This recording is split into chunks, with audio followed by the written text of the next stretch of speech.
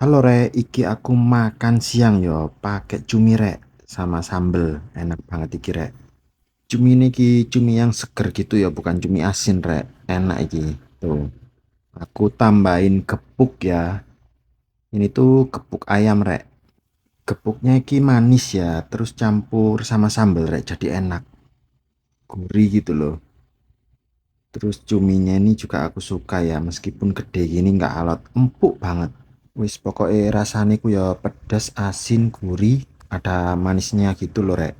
Tuh ayam Rek, ya ini gede-gede ya gepuk itu, lihat di sini banyak Rek.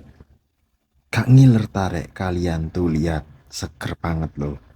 Nasi cumi sama sambel ya murah banget Rek, cuman 17.000 loh ini Rek.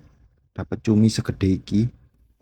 Ayam yo campur sama cumi, wis enak banget Rek. Wis mantul pokoknya Rek.